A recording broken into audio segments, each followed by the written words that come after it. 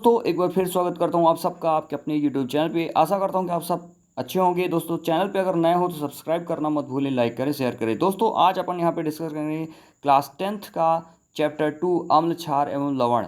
दोस्तों साइंस जो एक ऐसा सब्जेक्ट है जो बहुत सारे कंपटीशन लगभग सभी कंपटीशन में इस रिलेटेड क्वेश्चन पूछे जाते हैं। अभी हाल ही में चाहे वन रक्षक का एग्जाम चल रहा हो या आने वाले समय और जो आगे एग्जाम आने वाले हैं या फिर जो एग्जाम हो चुके हैं जैसे पटवारी, उसमें भी जो है साइंस से रिलेटेड काफ़ी क्वेश्चन पूछे गए थे। तो दोस्तों आइए यहाँ पे डिस्कस करते हैं अम्ल क्षार लवण से रिलेटेड काफ़ी कंसेप्चुअल चीज़ें।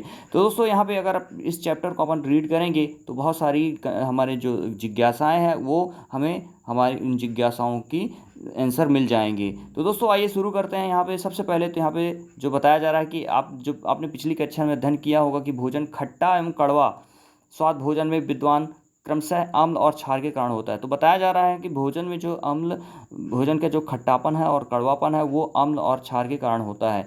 यदि आपके परिवार कोई सदस्य अत्यधिक भोजन करने के कारण अम्लता से पीड़ित है तो आप कौन सा उपचार सुझाएंगे? नींबू पानी, सिरका या बेकिंग सोडा का विलयन? इनमें से कौन सी चीज़ें देंगे जिससे उस व्यक्ति की जो है जो अम्लता है वो कम हो जाए? तो दोस्तों उपचार बताते समय आप किस गुणधर्म का ध्यान रखेंगे? आप जानते हैं कि अम्ल और क्षार एक दूसरे के प्रभाव को समाप्त करते हैं। आपने अवश्य इस जानकारी का उपयोग किया होगा। याद कीजिए कि कैसे हमने बिना स्वाद चखे ही खट्टे और कड़वे पदार्थों की जांच की थी। तो दोस्तों यहाँ पे बहुत सारी चीज़ें यहाँ पे बताई गई हैं। दोस्तों कहा जा रहा है कि अम्लों का स्वाद खट्टा होता है। यहाँ पे कहा जा रहा है कि आप जानते हैं कि अम्लों का स्वाद खट्टा होता है, यह नीले लिटमस पत्र को लाल कर देता है। तो एक क्वेश्चन यहाँ पे जो एग्जामिनेशन पॉइंट ऑफ व्यू से देखेंगे तो एक क्वेश्चन ये बनता है कि नीले लिटमस जो अम्ल होते हैं वो क्या कर देते हैं? नीले लिटमस को लाल कर देते हैं। जबकि क्षारकों का स्वाद कड़वा होता है, यह लाल लिटमस को नीला कर देता है। तो यहाँ पे दो क्वेश्चन बन गए हैं कि अम्ल जो है नीले लिटमस को लाल कर देता है और क्षार लाल लिटमस को नीला कर देता है। लिटमस एक प्राकृतिक सूचक है, ये भी क्वेश्चन में जाता है कि लिटमस क्या है।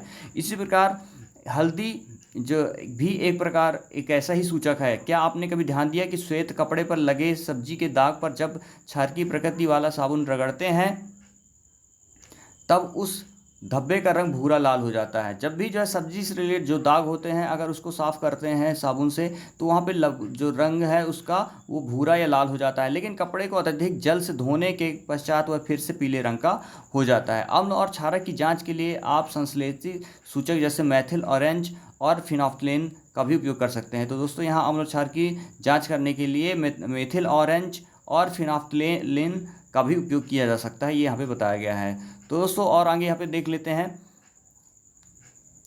यहाँ पे इस चैप्टर में जो है आपको जानकारी मिलेगी कि अम्ल और क्षार कैसे एक दूसरे के प्रभाव को समाप्त कर देते हैं। साथ ही दैनिक जीवन में पाई जाने वाली एवं तथा उपयोग में आने वाली बहुत सी रोचक वस्तुओं के बारे में भी हम अध्ययन करेंगे।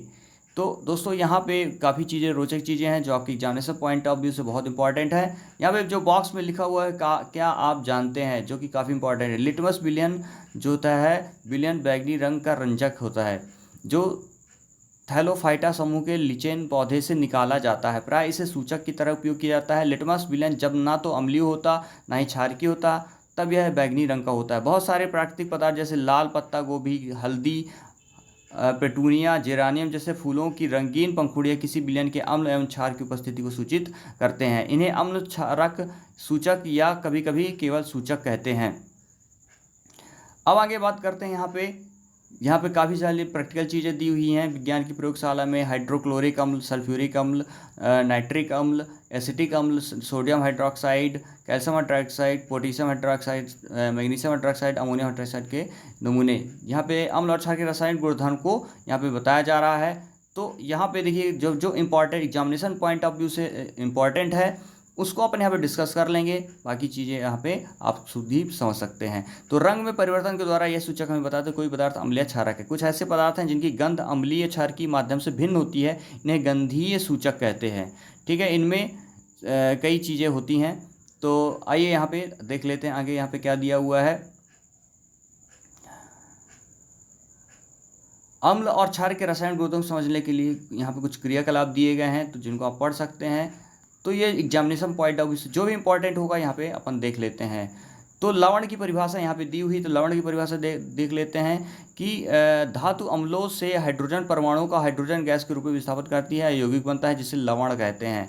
ऊपर दी गई अभिक्रियाओं में जैसे यहाँ पे जो भी ऊपर अभिक्रियाएं दी हुई हैं उसमें धातु और यदि अम्ल से क्रिया करके हाइड्रोजन परमाणुओं का हाइड्रोजन गैस के रूप में अगर विस्थापन होता है तो एक यौगिक बनता है जिससे क्या कहते हैं, लवण कहते हैं। यहाँ पे एक जो है रासायनिक अभिक्रिया का फार्मूला दिया है, अम्ल और धातु दोनों क्रिया करके लवण बनाते हैं और हाइड्रोजन गैस निकलती है। तो दोस्तों यहाँ पे क्वेश्चन बनता है कि अम्ल और धातु मिलके क्या होता है, तो वहाँ पे लवण बनता है और हाइड्रोजन गैस बाहर निकलती है। इसी तरह और यहाँ पे इंपॉर्टेंट देख लेते हैं। तो दोस्तों यहाँ पे इस जो अभिक्रिया दी हुई है, यहाँ पे सोडियम हाइड्रोक्साइड जिंक के साथ क्रिया करके सोडियम जिंकेट बनाता है और हाइड्रोजन गैस निकलती है, तो जो कि एक प्रकार का ये लवण है।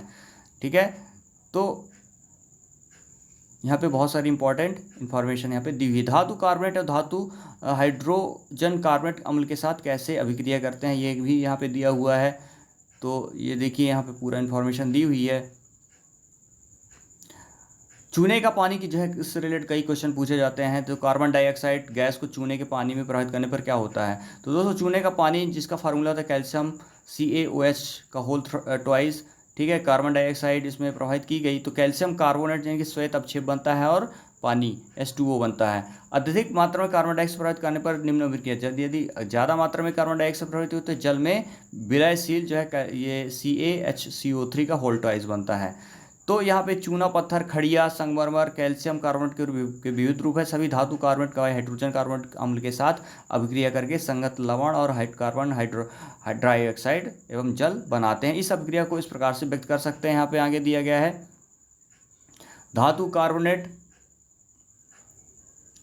धातु हाइड्रोजन कार्बोनेट जो है अगर अम्ल के साथ किया जाए तो लवण बनता है और कार्बन डाइऑक्साइड और प्लस जल बनते हैं। अम्ल और क्षारक परस्पर कैसे अभिक्रिया करते हैं इसको भी यहाँ पे समझ लेते हैं। तो दोस्तों यहाँ पे जो है अम्ल और क्षारक कैसे अभिक्रिया करते हैं इसको देख लेते हैं। तो अगर बात की जाए यहाँ पे सोडियम हाइड्रोक्साइड का अम्ल HCl के साथ क्रिया करे सोडियम क्लोराइड बनाता है और H2O बनता है। तो यहाँ पे अम्ल तथा क्षारक का प्रेक्षित प्रभाव, क्षारक द्वारा अम्ल का प्रभाव समाप्त हो जाता है।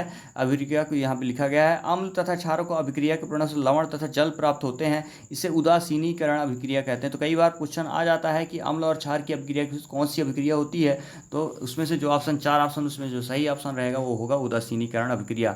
सामान्यतः उदासीनी अभिक्रिया को निम्न प्रकार से लिखा जाता है, क्षारक और अम्ल करके लवण और जल बनाते हैं। ये बहुत ही important examination point of view से है। तो इसी तरह और यहाँ पे देख लेते हैं धातु ऑक्साइड और अम्ल दोनों क्रिया करके लवण और जल बनाते हैं। क्षारक के साथ अत्यधिक ऑक्साइड की अभिक्रियाएं यहाँ पे बताई गई हैं, तो इनको भी हम यहाँ पे देख लेते हैं।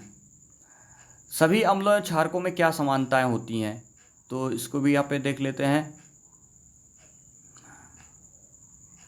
अम्ल की स्थिति में यहाँ पे पूरा प्रैक्टिकल दिखाया गया है यहाँ पे।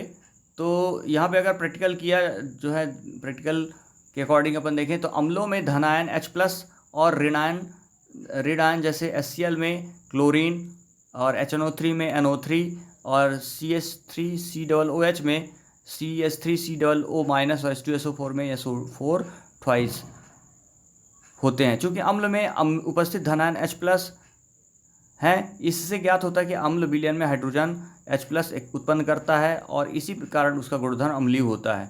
तो अम्ल जो होता है, जो अम्ल विलयन में क्या निकालता है, H+ आयन निकालेगा, इसी वजह से उसका गुणधर्म अम्लीय होगा। सोडियम हाइड्रोक्साइड, कैल्शियम हाइड्रोक्साइड आदि जैसे क्षारकों का उपयोग करके इस क्रियाकलाप को दोहराने पर क्या निष्कर्ष निकलता है, इसको यहाँ पे प्रैक्टिकली अपन देख सकते हैं।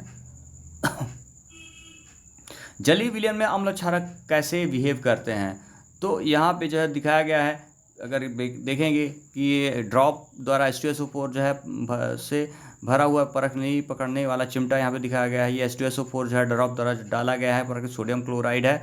और दूसरे परख नली में निकास नली कॉर्क है, यहाँ पे आर्द्र लिटमस पत्र है यहाँ पे, और परख नली, और इसमें देख रहे हैं कि कैल्शियम क्लोराइड वाली रक्षक नली है यहाँ पे। तो HCl गैस का निर्माण होता है, इससे यहाँ पे HCl गैस के निर्माण को बताया गया है। तो यहाँ पे अगर देखें तो इस प्रयोग से बिल्कुल स्पष्ट होता है कि जल की उपस्थिति में HCl में हाइड्रोजन आयन उत्पन्न होते हैं और जल की अनुपस्थिति में HCl अणुओं से H+ आयन पृथक नहीं हो सकते। तो HCl जो है हाइड्रोक्लोरिक अम्ल जो है जल से क्रिया करके H3O+ जो आयन बनाता है क्लोरीन आयन बनाता है। हाइड्रोजन अपना आयन स्वतंत्र रूप से नहीं रख सकते, लेकिन ये जल के अणुओं के साथ मिलकर रह सकते हैं। हाइड्रोजन आयन जो है वो स्वतंत्र रूप से नहीं, लेकिन जल के अणुओं के साथ मिलकर रह सकते हैं, इसलिए हाइड्रोजन आयन को सदैव H+ या हाइड्रोनियम आयन H3O के रूप में दर्शाना चाहिए।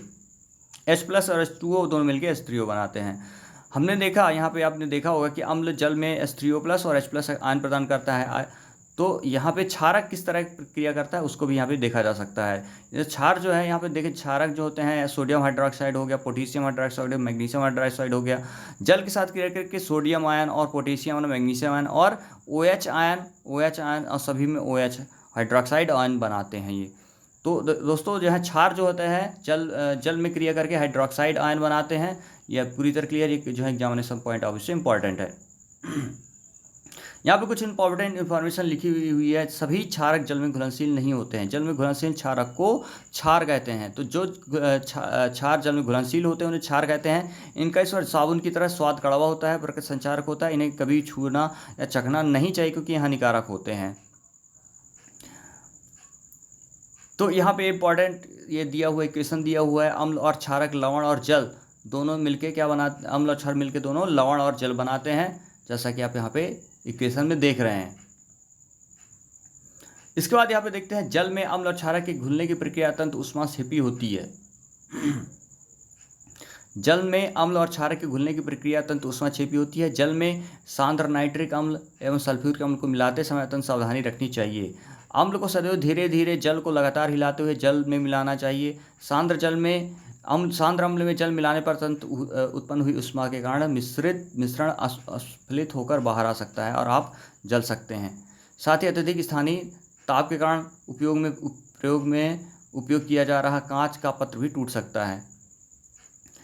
तो दोस्तों जल में अम्ल क्षारक मिलाने पर आयन की सांद्रता में प्रति इकाई आयतन में कमी हो जाती है। इसे तनुकरण कहते हैं, डाइल्यूशन इसी को बोलते हैं यहाँ पे, डाइल्यूशन। तो अम्ल और क्षारक के विलयन कितने प्रबल होते हैं इसको भी यहाँ पे देख लेते हैं। मान यहाँ पे दिखाई दे रहा है कि pH मान क्या होने, कैसे pH मान के द्वारा हम यहाँ पे अम्ल और क्षार पे को डिसाइड करते हैं। तो दोस्तों 0 से लेके यहाँ पे अगर बात की जाए तो 0 से लेके 7 तक की जो pH वैल्यू उसमें जो है अम्लीता होती है, 7 जो होती है वो उदासीन माना जाता है विलयन, और 7 से लेके 14 तक की जो होते हैं वो क्षारीय माना जाता है।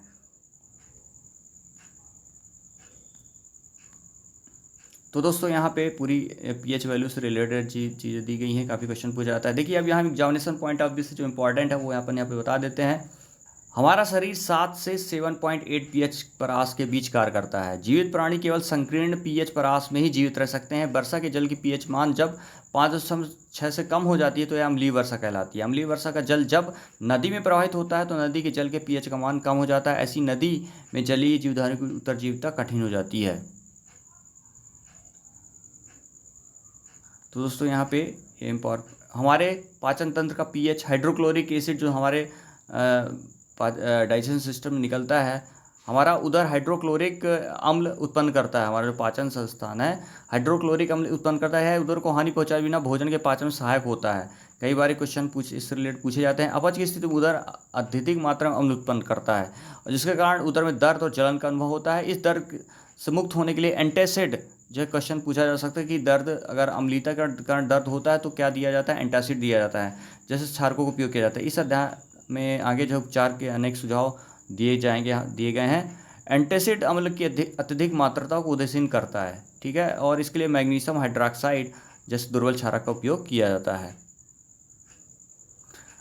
तो दोस्तों यहाँ pH परिवर्तन का दंत क्षय, pH जो है अगर जैसे मुंह के pH का मान 5.5 से कम होने पर दांतों का क्षय प्रारंभ हो जाता है।